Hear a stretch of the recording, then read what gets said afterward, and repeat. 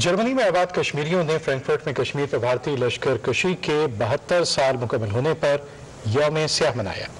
اسی حوالے سے رپورٹ دیکھتے ہیں شبیر کھوکھر کی۔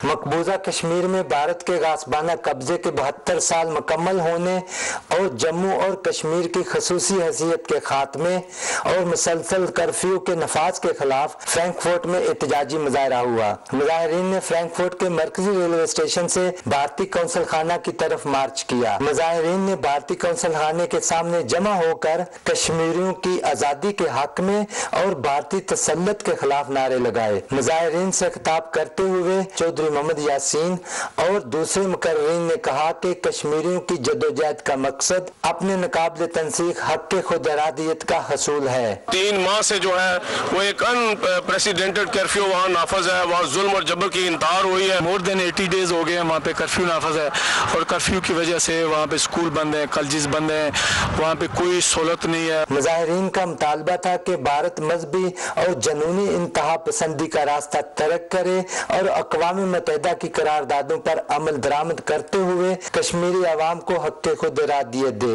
شبیر احمد کھوکھر، پاکستان ٹیلی ویژن نیوز، فرینکفرٹ، جرمنی۔ اور مقبوضہ کشمیر میں بھارتی مظالم کی داستان کسی سے ڈھکی چھپی نہیں۔ یوم سیاہ پر لوک پرسہ اسلام آباد میں کشمیریوں پر گزرتی قیامت کے مختلف پہلوؤں کو تصویریوں کے ذریعے نمایاں کیا گیا۔ تصویر ملک عمر سے۔